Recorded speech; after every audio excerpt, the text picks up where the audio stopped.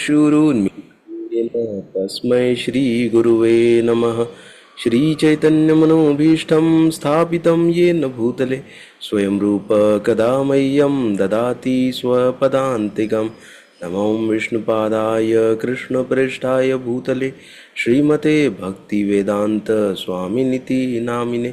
नमस्ते सरस्वती देवे गौरवाणी प्रचारिणे निर्विशेष शून्यवादी पाश्चात्य देश तारिणे। जय श्री कृष्ण चैतन्य प्रभु नित्यानंद श्री अद्वैत गदाधर श्रीवासादि गौर भक्त वृंद। हरे कृष्णा कृष्णा कृष्णा हरे हरे, हरे राम राम राम हरे हरे। जय श्री प्रभुपाद की जय, अनंत कोटि वैष्णव वृंद की जय। हरे कृष्णा। स्वागत है आप सभी का आज के इस सत्र में। तो क्षमा चाहता हूँ कि डेली ले नहीं पा रहा हूँ मैं ये सेशन। मैं थोड़ा प्रयास करूँगा, आप लोग भी मेरे लिए प्रे करिए जिससे कि मैं ये सेशन डेली ले पाऊँ।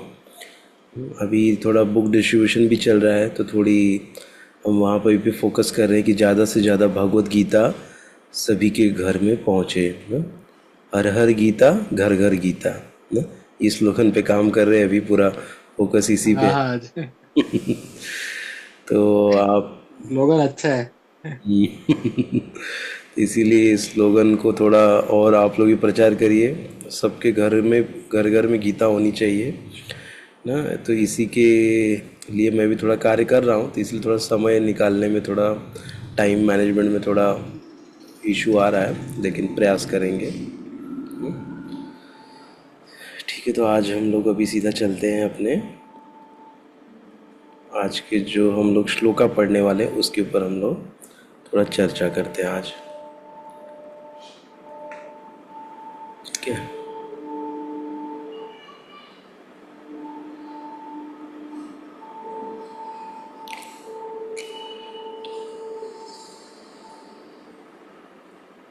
मैं शेयर करता हूँ।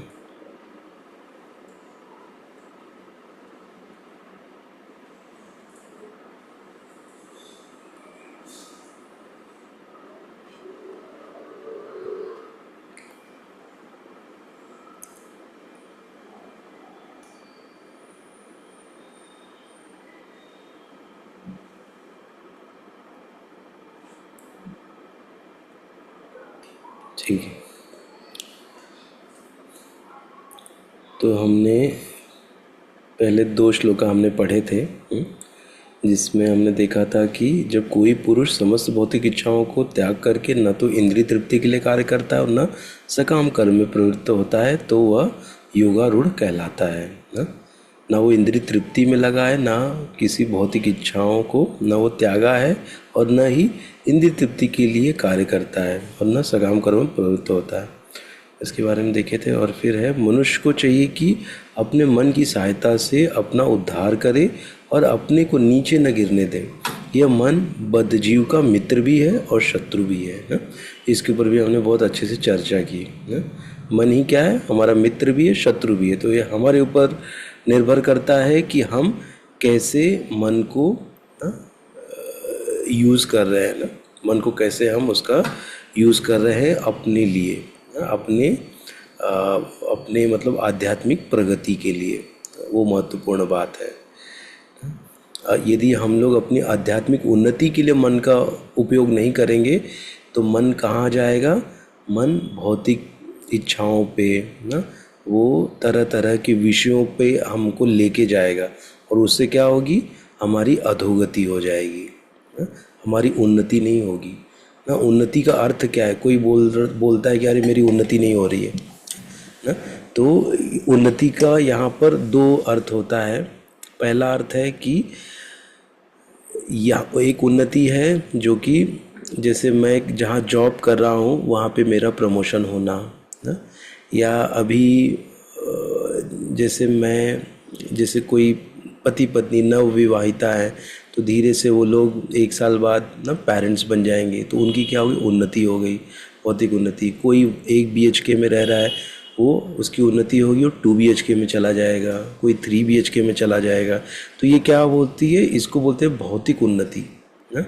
किसी के पास अभी उसका जो सैलरी है वो 30,000 है, बढ़ के 40,000 हो गया, तो ये क्या हो रही है, उन्नति हो रही है ना। तो ये सब उन्नति किस में काउंट होती है, ये उन्नति काउंट होती है भौतिक उन्नति में ना। और आध्यात्मिक उन्नति क्या है कि हम कितना ज़्यादा से ज़्यादा समय हम भगवान के विषयों में, भगवान से जो संबद्ध है उनके बारे में हम सोचने में, चर्चा करने में अपना समय देते हैं ना, उसको कहा जाता है आध्यात्मिक उन्नति। इससे हमारी आध्यात्मिक उन्नति होती है ना।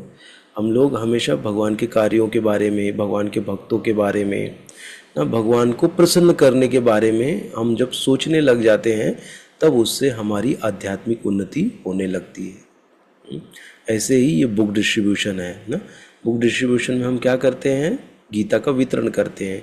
और गीता का वितरण हम किसके लिए करते हैं, भगवान की प्रसन्नता के लिए ना। तो ये करने से क्या होगा, जो भी हम कार्य करते हैं भगवान की प्रसन्नता के लिए, उससे भगवान प्रसन्न होते हैं। और जब भगवान प्रसन्न होते हैं तो हमको हमारी आध्यात्मिक उन्नति होती है ना, इसी से। और आध्यात्मिक उन्नति का अंत क्या है, अंत है कि सेवा, भगवान की सेवा में हम नियोजित किए जाते हैं। तो भगवत धाम में जाकर हम भगवान की डायरेक्ट सेवा करते हैं। अभी जो हम सेवा कर रहे हैं वो कैसा है, इनडायरेक्ट सेवा है ना। इस इनडायरेक्ट सेवा से प्रसन्न होकर भगवान हमको अपने डायरेक्ट सेवा में लगाते हैं ना। डायरेक्ट सेवा हो सकती है कि हम भगवान को जाके फ़ैन दें, फ़ैन करें, उनको हवा दें ना, तो उनके लिए कुछ हम लोग वहाँ पे डायरेक्ट भोजन बना के उनको खिलाएं, वो भी अपने हाथ से ना। तो ऐसा हमको सौभाग्य मिलता है कहाँ, जब हम भगवत धाम जाएंगे ये शरीर छोड़ के ना।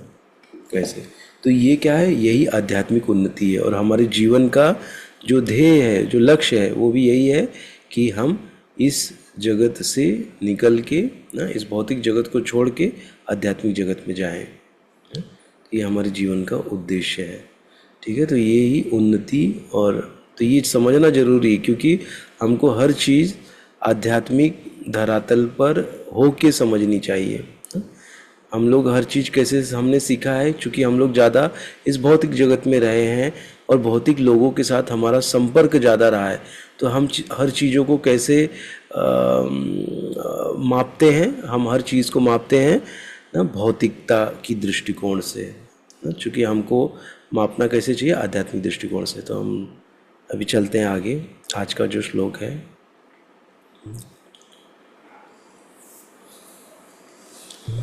बन्धुरात्मनस्तस्य येन आत्मैव आत्मना जितः अनात्मनस्तु शत्रुत्वे वर्तेत आत्मैव शत्रुवत्। बन्धुरात्मात्मनस्तस्य येन आत्मैव आत्मना जितः अनात्मस्तु शत्रुत्वे वर्तेत आत्मैव शत्रुवत्। बन्धुरात्मात्मनस्तस्य येन आत्मैव आत्मना जितः अनात्मस्तु शत्रुत्वे वर्तेत आत्मैव शत्रुवत्।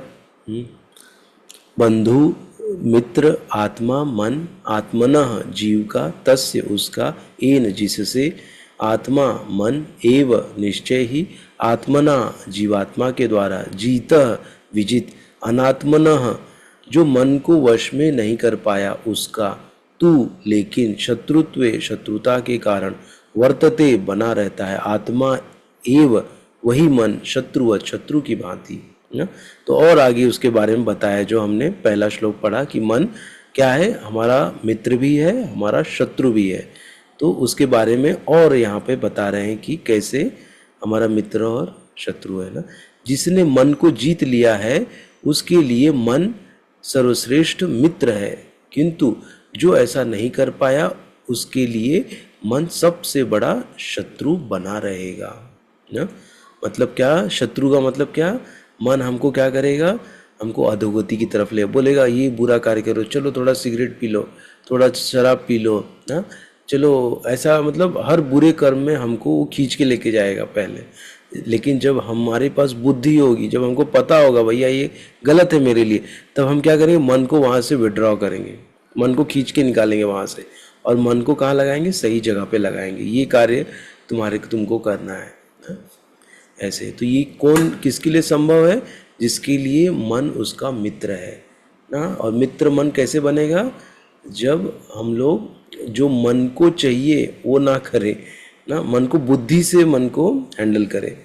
बुद्धि क्या बताती है कि शराब पीने से लीवर खराब हो जाएगा, तबीयत खराब हो जाएगी, धूम्रपान करने से क्या होगा, हमारा जो लंग्स है वो खराब हो जाएगा, फेफड़े खराब हो जाएंगे ना। जब ये सब हमको पता चलता है ना, तब ये किससे पता चला, बुद्धि से ना, बुद्धि से हमको पता चला।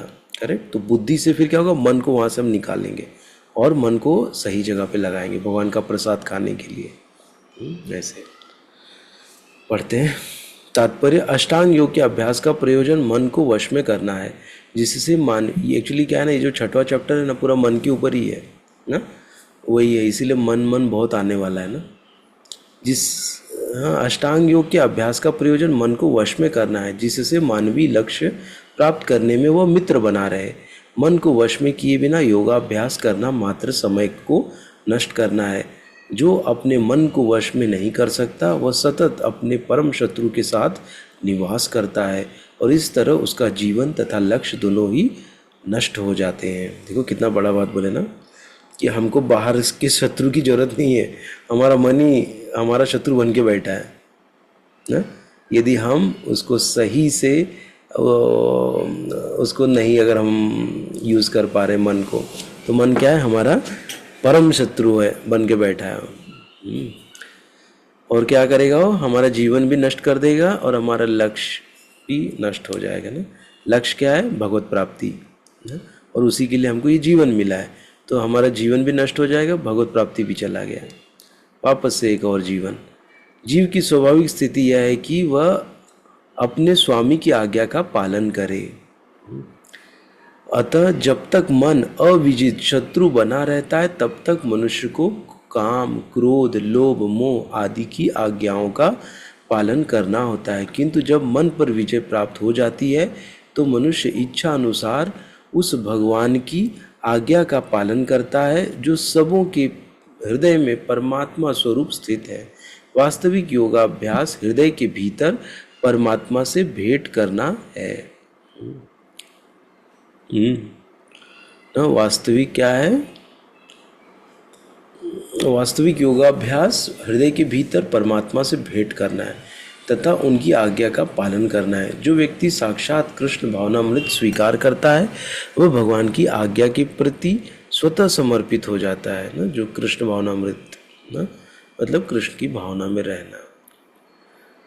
अगर जो ऐसा हो जाता है तो वो ना भगवान की आज्ञा के प्रति स्वतः समर्पित हो जाता है। तो ये श्लोका था। तो यहाँ पे मन का ही बताया है कि योगाभ्यास हृदय के भीतर परमात्मा, जो योगाभ्यास करते हैं ना सब लोग, अष्टांग योग के या तरह तरह के योग करते हैं, तो उस योगा का जो उद्देश्य है वो परमात्मा से भेंट करना है। परमात्मा का जो स्वरूप है हमारे हृदय में है, वो हमको दिखने लगेगा ना, अगर हम उसके साथ हमारा लिंक बनता है ना। तो जैसे हमने देखा था कि कितने स्वरूप हैं भगवान की, 3 स्वरूप है ना। जैसे एक है ब्रह्म, फिर परमात्मा, फिर भगवान ना। तो ब्रह्म की अनुभूति, परमात्मा की अनुभूति और भगवान की अनुभूति ना। भगवान मतलब साक्षात श्याम सुंदर ना? जो मुरली लिए हुए हैं वो क्या है, वो है भगवान साक्षात। और परमात्मा क्या है, हमको दिखते नहीं है, इनविजिबल है, वो हमारे हृदय में विराजमान है किंतु हमको दिख नहीं रहे। वो सभी के हृदय में विराजमान है, वो हर एक कण कण में है ना। ऐसा कोई कण नहीं जहाँ पे भगवान नहीं है। इसीलिए कहते हैं ना, भगवान पूरे इस सृष्टि में व्याप्त है, हर जगह है ना। तो ये परमात्मा स्वरूप है। और ब्रह्म क्या है, ब्रह्म भगवान के शरीर से निकलने वाली आभा है, तेज है ना? वो ब्रह्म है। वैसे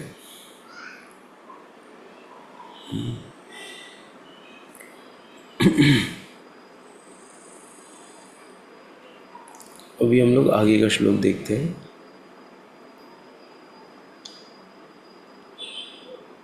इसका एक एग्जाम्पल हम लोग ऐसे भी देखते हैं, हम सूर्य से इसको हम कंपेयर करते हैं ना। सूर्य जो एक है ना, एक ग्रह है ना, वो ग्रह है, और सूर्य के ग्रह के अंदर कौन बैठे हैं?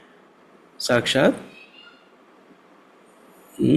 भगवान ना, सूर्यदेव बैठे हैं। सूर्य के ग्रह के अंदर सूर्यदेव बैठे हैं। तो वैसे ही भगवान का जो धाम है ना, धाम के अंदर कौन बैठा है? भगवान बैठे हैं ना, और वो साक्षात भगवान का स्वरूप है। और फिर आते हैं ना, भगवान के जो सूर्य कितना चमकता है, तेज प्रकाश निकल रहा है ना, तो वो क्या है? भगवान का ये ब्रह्म अनुभूति है ना, भगवान की। ऐसे ये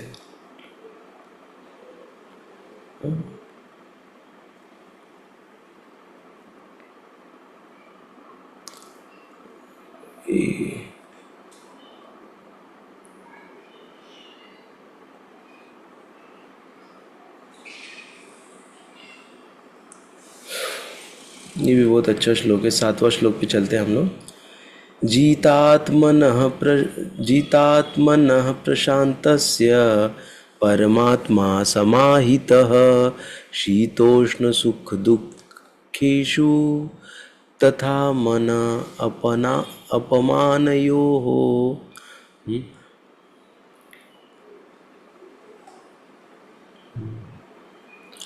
जित आत्मनः प्रशान्तस्य परमात्मा समाहितः शीतोष्ण सुख दुःखेषु तथा मान अपमानयोः। जितात्मनः प्रशान्तस्य परमात्मा समाहितः शीतोष्ण सुख दुःखेषु तथा मान अपमानयोः। जीत आत्मनः, जिसने मन को जीत लिया है, प्रशांतस्य, मन को वश में करके शांति प्राप्त करने वाले का, परमात्मा, परमात्मा, समाहित, पूर्ण रूप से प्राप्त, शीत सर्दी, उष्ण गर्मी में, सुख दुखेषु तथा दुख में, तथा भी मान सम्मान अपमानयोः तथा अपमान में। जिसने मन को जीत लिया है उसने पहले ही परमात्मा को प्राप्त कर लिया है, क्योंकि उसने शांति प्राप्त कर ली है। ऐसे पुरुष के लिए सुख दुख सर्दी गर्मी मान अपमान एक से हैं। सब क्या एक जैसा है। जिसने मन को जीत लिया फिर से उसने पहले ही परमात्मा को प्राप्त कर लिया, क्योंकि उसने शांति प्राप्त कर ली है। ऐसा पुरुष के लिए सुख दुख सर्दी गर्मी मान अपमान एक से होते हैं। ठीक है।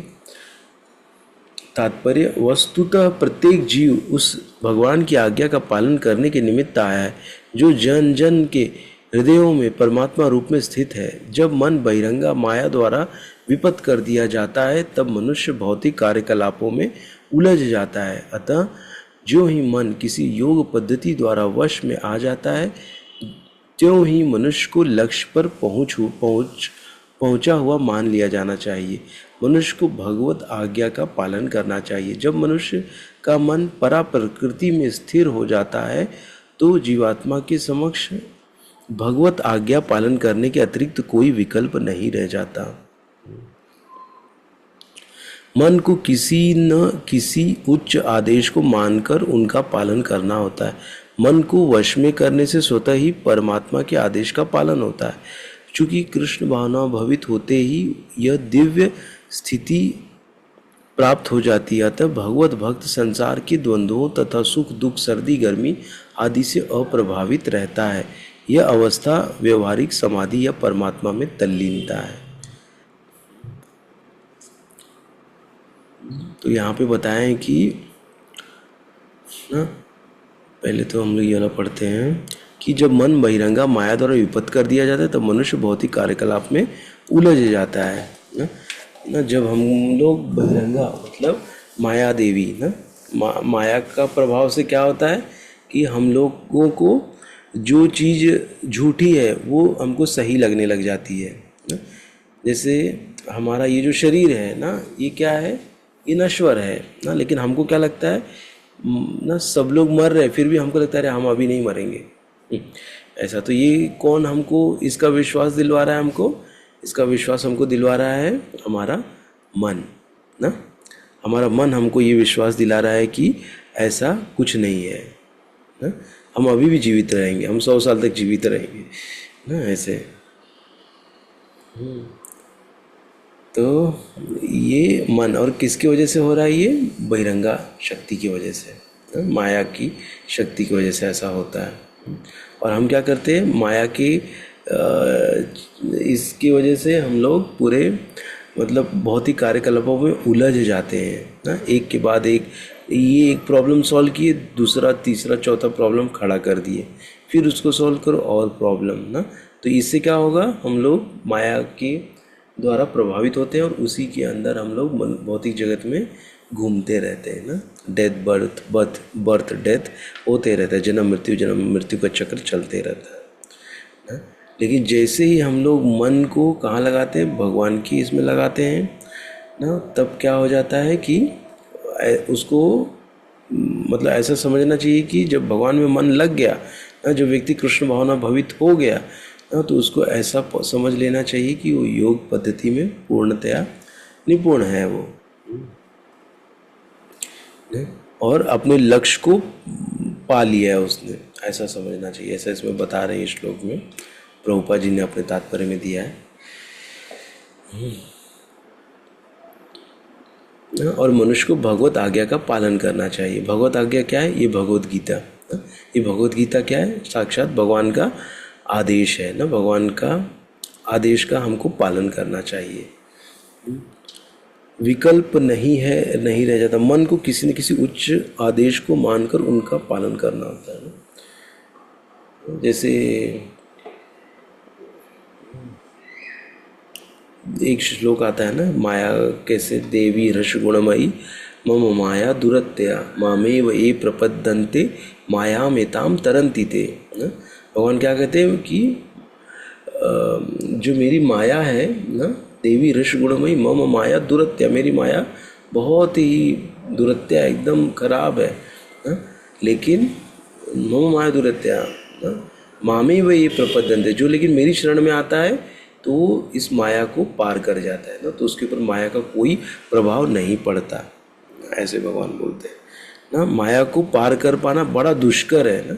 दुरत्या मतलब बहुत दुष्कर है, हमारे लिए इम्पॉसिबल जैसा है ना। एक नॉर्मल व्यक्ति के लिए माया के चंगुल से निकल पाना क्या है? इम्पॉसिबल है, वो नहीं निकल सकता है। लेकिन जैसे ही हम भगवान की शरण में लेते हैं भगवान की शरण लेते हैं, तो हम माया को पार कर सकते हैं ना। ये तरीका है।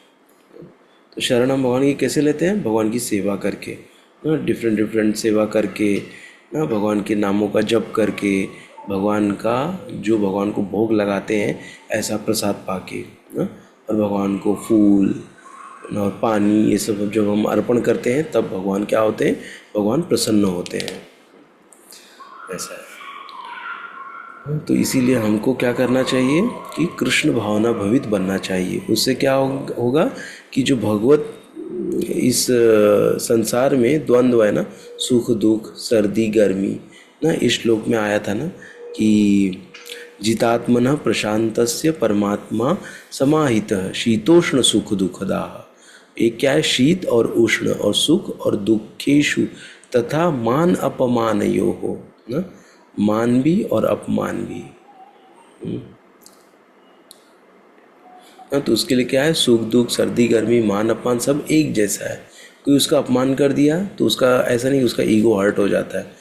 लेकिन चूंकि हमारा कोई अपमान कर देता है तो हमारा क्या हो जाता है? ईगो पूरा हर्ट हो जाता है। अरे कैसे इसकी हिम्मत, कैसे मेरा इतना, मैं इतना कमाने वाला, इतना ये करने वाला, मेरा कैसे इसने ऐसे बोल दिया, ऐसे कैसे कर दिया ना। तो ये सब क्या है? ईगो है, ये अहंकार है, झूठा अहंकार। ठीक है, तो यही था आज का। तो इसलिए कृष्ण भावना भवित बनो, जिससे क्या हो जाएगा? इन द्वंद्वों से हम बाहर आ जाएंगे। इससे कोई प्रभाव नहीं पड़ेगा हमारे पर। सुख आया तभी भी हरे कृष्णा, दुख आया तभी भी हरे कृष्णा। तो इससे क्या होता है कि हमको कोई प्रॉब्लम नहीं आता, तकलीफ नहीं आती है। तो यहीं तक हम लोग करते हैं। किसी का कोई कमेंट या प्रश्न है?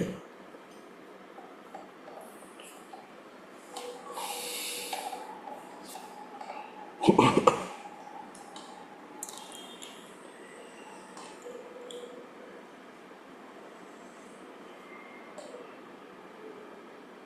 है, तो आज का हम लोग यहीं तक पढ़ेंगे। आज हम लोग आगे का श्लोक हम लोग 8वां श्लोक कल लेंगे।